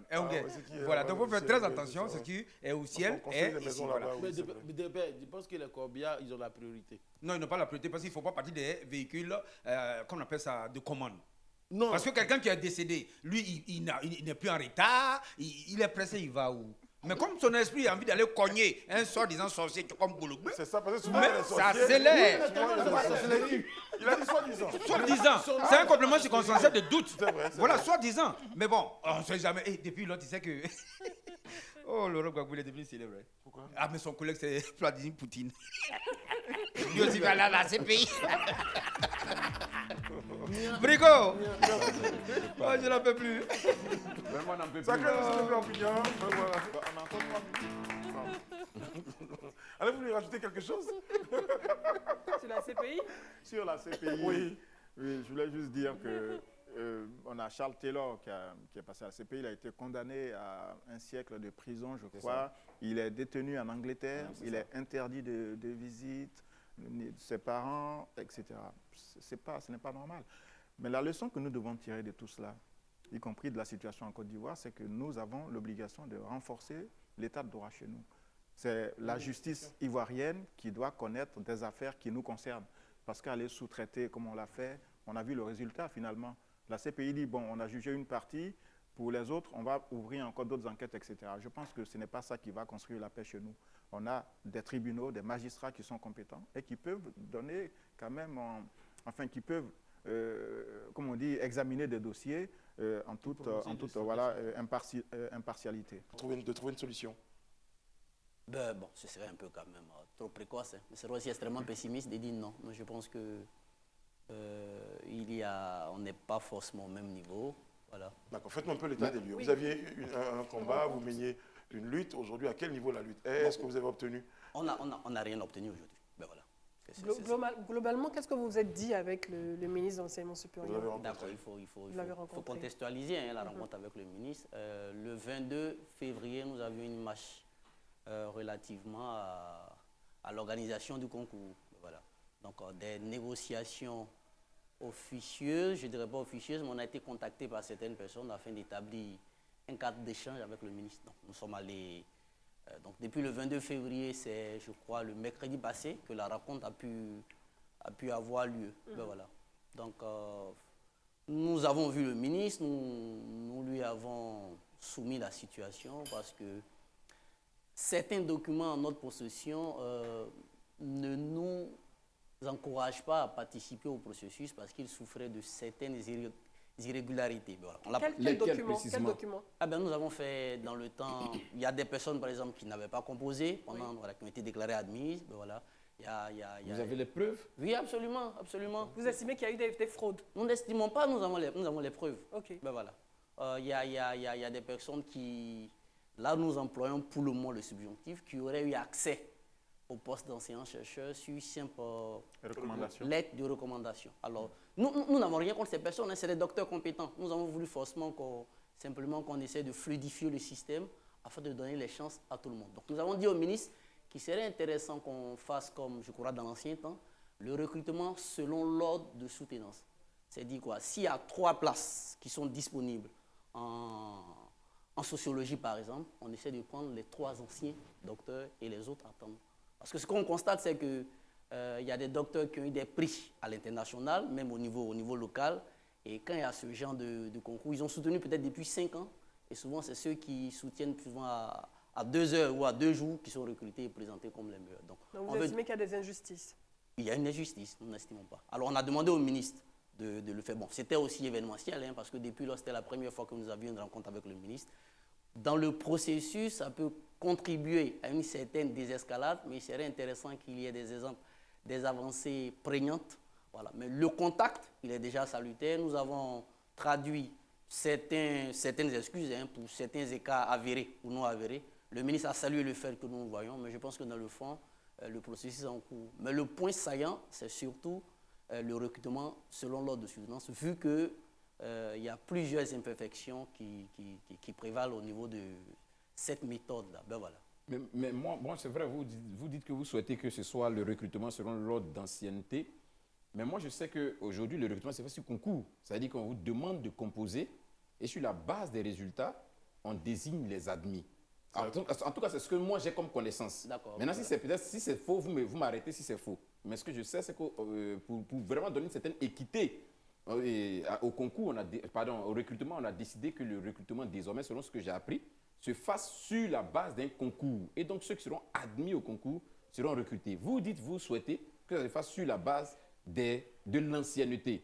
Est-ce que vous ne pensez pas que votre proposition serait plus ou moins, c'est-à-dire va aller à l'encontre un peu de l'équité selon moi? Parce que c'est comme un concours par exemple qu'on lance de façon générale, on ne dirait pas parce que moi j'ai eu mon examen ou bien parce que j'ai eu mon BPC il y a 10 ans, il faut qu'on me permette moi de pouvoir passer par rapport à celui qui a eu son BPC à 4 ans. Je pense que ça ne serait pas à ce niveau, il y a des équivoques qui ont été levés, hein. Okay. Et le ministre l'a plus ou moins concédé. Le doctorat n'est pas un diplôme comme les autres. Voilà. Je le partage entièrement aussi. Absolument. Alors, le docteur, c'est comme quelqu'un à qui on permet d'avoir accès. Je prends l'exemple de nos amis policiers, par exemple. Quand on permet à quelqu'un d'accéder à l'école de police, quand il sort, c'est-à-dire pour accéder à l'école de police, on passe un concours. C'est ce qui se passe actuellement à Boaké. Je pense que le ministre est à Boaké hier ou avant-hier dans ce cadre-là. On a essayé, on s'évertue maintenant. Le système LMD est adopté par la Côte d'Ivoire depuis, je crois, septembre 2012. 12, oui. C'est maintenant qu'on est en train de s'évertuer à le mettre en place. Mais ce n'est pas nous. Donc il y a le système qui a manifestement failli. Ce n'est pas nous qui avons demandé qu'on nous forme. Donc le docteur, déjà, pour accéder au doctorat, c'est une sélection. Alors quand on forme des docteurs, c'est qu'on est sûr d'avoir soit des centres de recherche, d'avoir des laboratoires, d'avoir des universités. C'est pourquoi dans certains pays, quand ils ont remarqué ça, ils ont pris des mesures exceptionnelles pour les insérer. Donc je veux dire que recruter par ordre de soutenance, tous les docteurs sont compétents. D'ailleurs, le ministre, il a reconnu. Ben voilà, il a reconnu que tous les docteurs sont compétents. Il a aussi reconnu que le doctorat est un diplôme particulier. Alors, si on reconnaît que tous les docteurs sont compétents, si on reconnaît que le doctorat est un diplôme particulier, donc, il est nécessaire de faire encore un autre test. Logiquement, mais c'est une étude de dossier. C'est aussi un concours. Hein. Peut-être c'est le nom, mais on ne dit pas que, bon, comme on a soutenu depuis 10 ans, on vient et puis on a accès directement, non. Mais on dépose quand même des dossiers qu'on étudie. Ça s'est fait quand même, les années précédentes. C'est ce qui s'est passé. Mais je vais préciser que ce n'est pas la seule voie pour résoudre définitivement cette crise. Pourquoi nous en sommes arrivés à cette proposition-là? Depuis un moment, on nous dit que l'État n'a pas les moyens de recruter tout le monde. C'est certainement fait. Mais nous disons que si l'État estime qu'il y a 2 postes disponibles, il est important que ces 2 postes reviennent aux anciens. Parce qu'il y a des gens qui soutiennent depuis 15 ans, qui sont frappés par la limite d'âge, qui restent sur le carreau. On a aussi eu des docteurs qui ont été recrutés dans des spécialités qui ne sont pas les leurs. Pour dire quoi, le concours, il n'est pas viable, il faut donner les chances à tout le monde. À côté, nous avons proposé le compendium de compétences. Plusieurs échanges ont eu lieu, pas forcément avec le ministère, hein, avec certaines entités du pays, relativement à l'application de ce compendium-là. Il est en cours. Mais aujourd'hui, nous disons que si concours doit-il avoir, il est important de faire l'étude par ancienneté. Alors, justement, pour revenir, pardon, Madame Bleu, je serai à vous tout de suite, pour revenir, pour faire le point de votre rencontre avec le Monsieur le ministre. Déjà, c'était la première fois que vous vous rencontriez. Vous avez rencontré le ministre.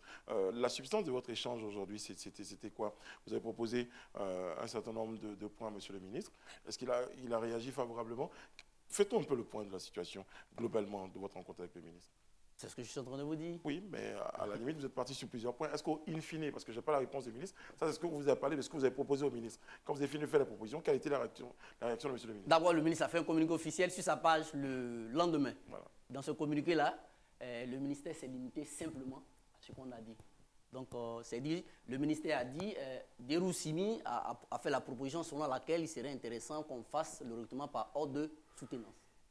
Je préfère me limiter aussi à ça pour le moment. Mais je dis que les négociations se poursuivent. Ben voilà. Moi, je voudrais revenir rapidement à l'aspect pédagogique. On parle beaucoup de docteurs. D'accord. Il y a toutes les couches de la population qui nous écoutent. Absolument.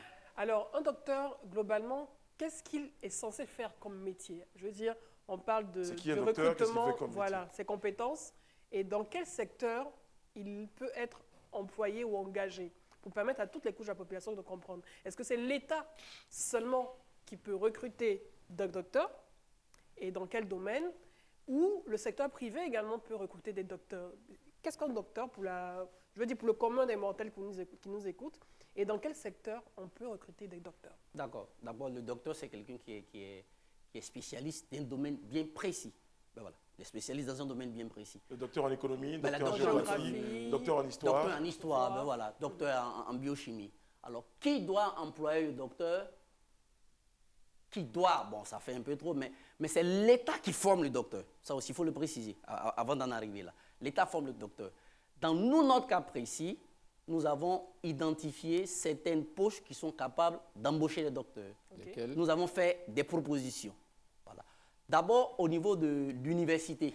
Le ministre l'a dit d'ailleurs, merci de me rappeler, la dernière fois, il a dit qu'il allait prendre en compte la question des heures complémentaires. Il allait voir, ces heures-là sont estimées à environ 8 milliards, hein, ben voilà, 8 milliards 500 millions, ce qui équivaut à au moins 400 postes. Voilà, au minimum à 400 postes. Donc je veux dire, le docteur peut être, d'abord, il est fait pour la recherche, il peut faire simplement la recherche. Quand il y a des centres de recherche, il peut être en même temps chercheur, en même temps enseignant. Le docteur aussi, en France, dans des banques, on a des sociologues. Le docteur peut travailler dans le privé. Quand vous prenez l'université Félix Houphouët-Boigny, je pense que dans leur statut, les sociétés privées siègent. Les grandes sociétés, hein, Nestlé et autres, voilà. La finalité de cette disposition-là, c'est de créer un partenariat entre le privé et le public. Voilà. On a des docteurs qui peuvent travailler dans certaines structures étatiques. Voilà. Donc, voici un peu ce que le docteur fait. Il y a des centres de recherche, des centres de recherche, absolument. On a des psychologues, par exemple. Bon, je ne sais pas si à Life vous avez un psychologue. Et nous, on a des psychologues, on va vous proposer un. Voilà. Consultance psychologue. D'accord, il n'y a pas de problème. Des docteurs peuvent être, par exemple, on peut avoir, Life peut avoir. Bon, on a un docteur qui est chroniqueur, M. André Boyer. Non, un psychologue aussi. Ben voilà, on en a, on ne sait pas où les mettre. Non, mais pour ce que je veux dire, et on va revenir à la. Commencer à positionner mais mon cher, il a une lucarne, eh bien, il s'y engouffre. Pour revenir à ce que Mme Bleu dit, oui. Alors justement, dans la tête de certaines personnes, on dit, bon, ben, si vous avez autant de champs, Oui. Pourquoi on a l'impression que c'est à l'État que vous demandez directement, par exemple, qu'il vous recrute? C'est vraiment une idée reçue pour ceux qui comprennent. Bon, c'est déjà bon de penser ainsi. Oui. Ben voilà. D'abord, l'État nous a formés. C'est une pète. C'est vrai qu'on en a besoin, mais c'est une pète que l'État investisse dans notre formation et que l'État ne veuille pas profiter de cette formation. Deuxième élément, vous voyez, dans des pays développés, J'ai une question directe sur ce point. Qu'est-ce que vous pensez que l'État gagne à ne pas, lui-même qui investit, à ne pas vouloir... Imaginez Simi Derou, excusez-moi, ben voilà, on me reproche. Simi Derou est brillant. Imaginez Simi Derou aller servir d'ici peu. Moi, je fais des papiers, hein, voilà, si ça ne marche pas, je vais ailleurs. Vous allez au Canada? C'est un exemple, voilà, parmi tant d'autres. Vous voyez, mais c'est des talents qu'on perd qui peuvent saisir l'administration ivoirienne. On en a à tous les niveaux. Hein. On a des docteurs qui peuvent travailler au ministère de la Culture, au ministère, dans des structures étatiques. Ils vont capitaliser le rembournement. Mais pourquoi, selon vous, l'État ne recrute pas ces personnes? Il y a de la place. Oui. Il y a de la place. C'est possible, hein, puisque si un cadre est créé, il y a de la place, madame. Il y a bel et bien de la place. Est-ce que vous êtes prêt à passer des concours aussi? Nous? Les concours de la fonction publique, certains, oui. Bon, pour le moment, l'université a besoin d'enseignants. Il y a un déficit selon vous Il est criant, c'est pas seulement c'est évident, c'est estimé à 6 000. 6 000? Oui. 6 000 postes. 6 000 postes. Et vous êtes 3 000 docteurs en attente oui, de le travail. déficit. Bon, l'argument qu'il nous a donné souvent, qui peut tenir, hein, on n'est pas l'État comble les déficits selon ses moyens. Voilà. Mais là, le déficit est un peu alarmant, hein, donc on peut quand même faire l'effort. Et le déficit, il est estimé à 6 000. Je dis bien 6 000. Bon, voilà aussi qu'à l'université, c'est des différentes facultés. Je prends Oui, l'exemple, peut-être le déficit. Je prends l'exemple, le déficit, par exemple, en biochimie ou bien en biosciences, peut être peut-être de 5 professeurs qui manquent. C'est un exemple que je donne. Je vous suis. Voilà. Alors qu'il y a 3 professeurs d'histoire. Voilà. Et puis on se rend compte que parmi les 6 000, on a juste 1 ou bien 2 peut-être qui sont spécialisés dans cette matière. Donc forcément, on ne pourra pas les prendre. C'est ce que je veux dire. Et pour ajouter à sa question, Oui. parmi vous, dans quelle spécialité il y a le plus de docteurs, par exemple? C'est une question de C'est équilibré. répartition. Je vous donne un exemple. Oui, oui. Nos amis ont été arrêtés dernièrement. Oui. Et justement, honteusement, ils ont été amenés à la MACA. Ben voilà, ils étaient 46.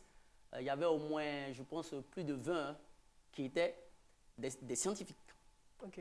Voilà, qui étaient des scientifiques. Parce qu'il y a des stéréotypes qui prévalent selon lesquels c'est seulement des littéraires à ne rien faire, ben voilà, qui sont là. Non, Non, il y a tout le monde. Non, mais il y a des sous-entendus à ce que vous dites. Hein. Voilà. Quand vous dites citer les scientifiques, Oui. qu'est-ce que vous voulez dire Parce que dans On a choisi les scientifiques pour les arrêter, c'est ça? pas forcément. Vous dites D'accord. que ceux qui se disent, vous dites qu'on a un peu de tout en notre sein. Donc Dieu merci, hein, ces bon, préjugés-là, les sciences mathématiques, ces préjugés-là sont en train de tomber. Aujourd'hui, je crois que le ministre était allé récompenser nos frères criminologues. Bon, Moi, il y a 17. ben voilà. Voilà. C'est déjà 17 bon. majors Ça de rassure contribuer à faire qu'il n'y ait des plus de. Ben Moi, voilà. je reviens sur la question que j'ai posée tout à Oui. l'heure, à laquelle vous n'avez pas répondu, sur les concours qui sont ouverts. Oui. Par l'État. Pourquoi, par l'État, pourquoi les docteurs ne postulent-ils pas? Est-ce que vous estimez que votre niveau est un peu au-dessus de ce qu'on pourrait demander, par exemple? Parce que s'il s'agit de trouver du travail, Oui. il y en a certainement, mais c'est aussi à vous de voir. C'est ce que je dis. C'est comme si on demandait à quelqu'un qui sort de l'école de police d'aller faire une boutique. C'est-à-dire? Quand on sort, quand quelqu'un est docteur, il est appelé à servir. L'État doit prendre des dispositions pour planifier. Le doctorat, ce n'est pas un diplômé simple. Je vous donne un exemple. Le bac, quand on le passe, il suffit d'avoir 200 points. S'il y a 200 000 candidats, que les 200 soient admis, on dirait qu'ils sont admis. Ce n'est pas la même chose que le doctorat. C'est une sélection. Et c'est maintenant qu'on est en train d'appliquer le LMD, c'est ce qui crée les grincements de dents qu'on voit là. Alors, je vous relance. Absolument. Au sujet donc du travail, Oui, à côté de l'État, Oui. il y a ce qu'on appelle le privé. oui. Avez-vous déjà prospecté en direction d'entreprises privées qui peuvent absorber, je pense, un certain nombre de docteurs? Les démarches que nous menons, d'abord, il faut comprendre que les docteurs ont des familles, hein, se prennent en charge. Ben voilà. C'est pas des... Voilà. Je veux dire qu'ils font des efforts. Nous voulons interpeller l'État. C'est d'abord l'État de façon de travail. Non, Je vous ai dit tout à l'heure on que... le comprend. Puisque, Voilà. excusez-moi, Oui, pardon, je allez-y. ne vais pas vous interrompre. Allez-y.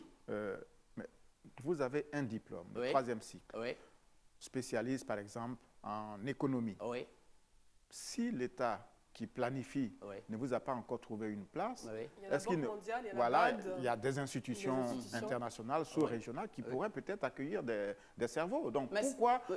estimez-vous Oui. que l'État est le seul employeur susceptible d'absorber les 3000 docteurs dont vous parlez? Parce que selon nos propositions, l'État peut. Oui, mais l'État vous dit que Oui. lui, pour le moment, il planifie, qu'il n'a Oui. pas la capacité financière. Il n'a donner pas dit, suite. il n'a pas dit pour le Non, mais nous, moment. on le sait. Non, c'est parce que Non, nous mais dit. c'est une bonne question. C'est Oui, une bonne question. oui. Quand vous, merci Alain. Allez-y. Je vais revenir. Quand on va sur un cas pratique, Oui. lorsque vous rencontrez le ministre, Oui. vous lui faites cette proposition. Oui. Ce n'est pas aujourd'hui que vous évoquez ça. Mais Vous si. dites, monsieur le ministre, nous on a besoin de ça parce qu'on sait que vous pouvez. Qu'est-ce que le ministre vous répond? Qu'est-ce que l'État vous répond globalement? Parce qu'Alain dit... C'est ça, c'est ça. Je vais vous donner un exemple clair. Vous savez qu'aujourd'hui, on a pris une mesure sur le taux d'encadrement au niveau des doctorants. C'est grâce à la lutte. Vous savez qu'aujourd'hui, tous les tests au niveau du doctorat sont publiés.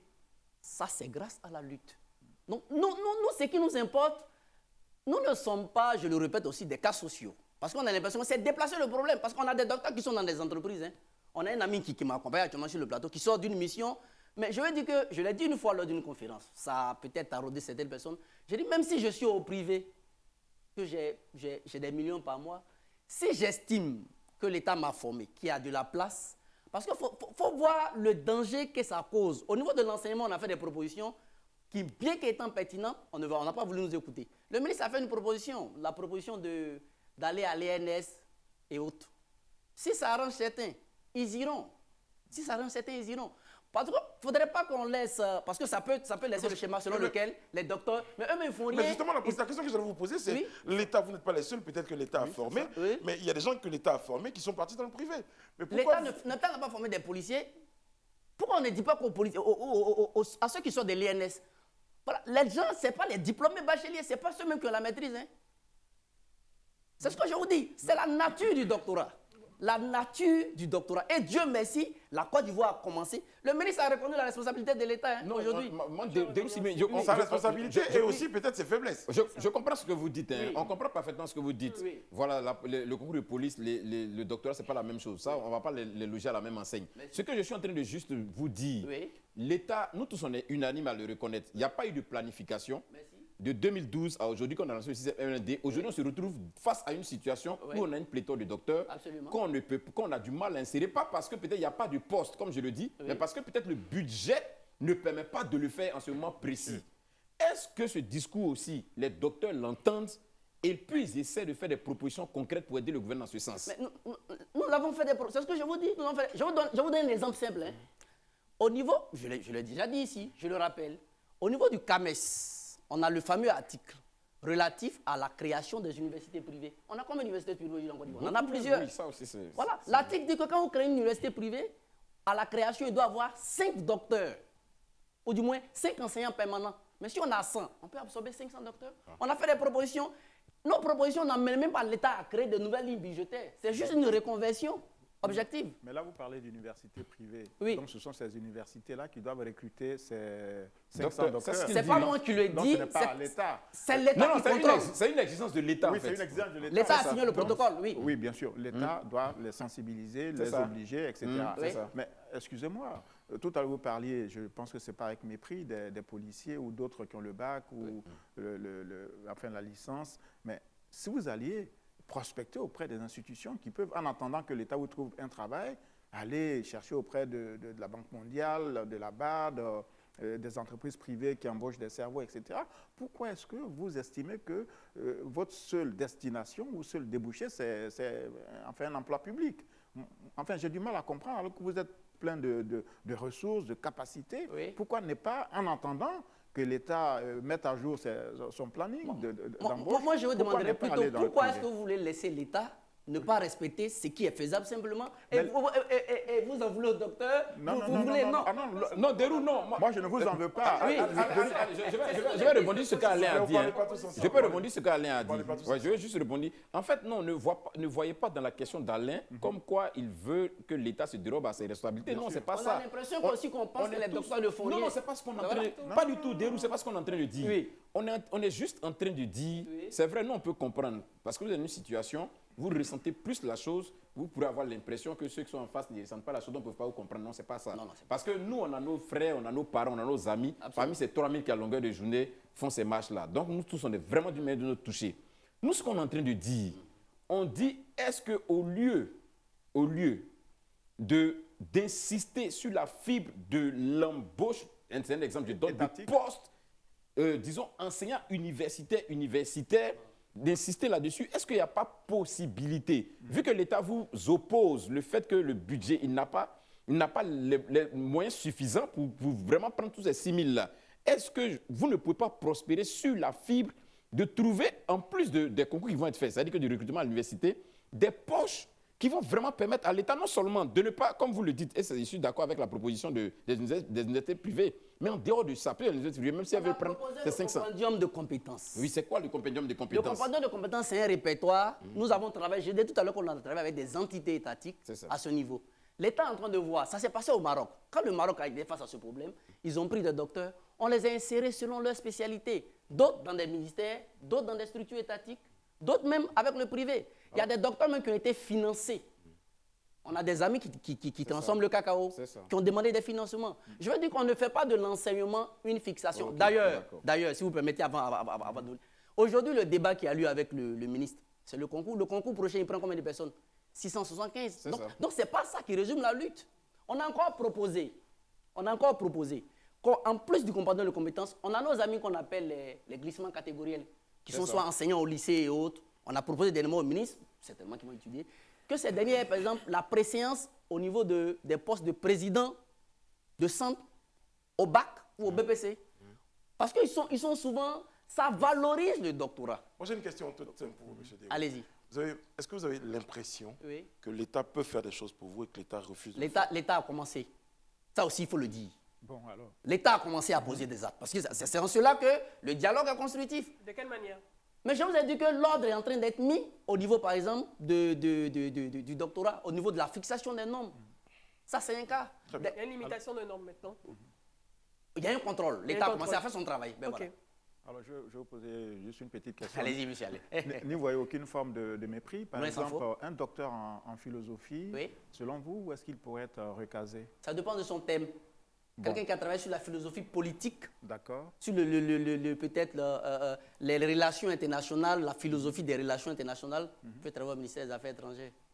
Aujourd'hui, les thèmes ne sont pas unis, si vous permettez l'expression, unilatérales. Les thèmes sont d'abord interdisciplinaires, transdisciplinaires et multidisciplinaires. D'accord. Est-ce que vous en connaissez qui ont ce profil, qui travaillent déjà, qui sont sur le marché du travail moi, je suis dans une ONG, voilà. Moi, je fais souvent des conférences, des séminaires de formation, mais, ça ne m'ôte pas le droit. Donc, cela veut dire que les pistes de travail existent, puisque vous êtes dans une ONG. Elles sont sondées par certains docteurs. Donc, c'est ce qu'on disait tout à l'heure. Absolument. Dans l'attente de ce que l'État peut faire, parce qu'il ne faut pas non plus que vos amis restent... Ils le font, nos amis se battent. Est-ce que vous ne pouvez pas justement prospecter ces pistes en attendant que l'État prenne un certain Non, il y a longtemps que nous les prospectons. Sauf que parce qu'on les prospecte, on avait l'impression que, bon, des choses... Moi, je vais dire qu'aujourd'hui, on est au niveau où il est important que le climat, il y a un climat de paix qui prévaut entre nous et le ministère. C'est salutaire. Qu'en est-il de vos 46 amis docteurs? Mais ils sont sortis, ils ont été arrêtés, ils sont sortis quelques temps après. Vous avez la question de l'année, on vous écoute, allez-y. D'accord, moi je voulais juste, je sais qu'on est en train d'aller vers la fin. On est même à la fin. Ah oui, d'accord, désolé alors.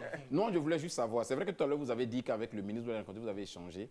Est-ce qu'aujourd'hui on peut dire qu'un cadre formel d'échange a été créé et que des pistes de solutions sont en train de se créer pour qu'on puisse sortir de cette crise?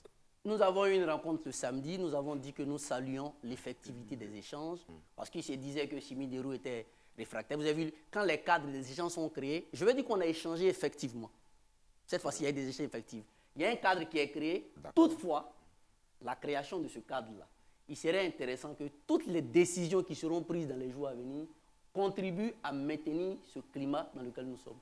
Et vous pouvez nous dire ici aujourd'hui que de ce que vous avez retenu de la rencontre avec le ministre, c'est que déjà on a des prémices de ce climat-là qui sont en train d'être opposés.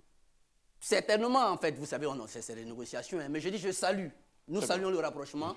Nous espérons que dans les jours à venir, ce climat-là, toutes les décisions qui seront prises vont contribuer à le maintenir. C'est avec cette note d'espoir-là qu'on va... Allez-y, monsieur, allez-y. Moi, je veux votre question. Non, mais c'est surtout qu'on a un timing. Non, mais vous avez commencé. Combien un docteur peut-il espérer percevoir comme salaire? En Côte d'Ivoire? Oui. Je pense que c'est dans l'ordre de... Moi, je ne vais pas quand même. Non, mais dites-le. C'est dans l'ordre de 600, 640, 740, comme ça, je crois. 741, comme ça. Voilà, très bien. On vous donne rendez-vous demain. Merci beaucoup. Je vous en prie. On vous donne rendez-vous demain pour un autre numéro du Grand Talk. Que Dieu veille sur vous. Dieu veille sur vous. Demain.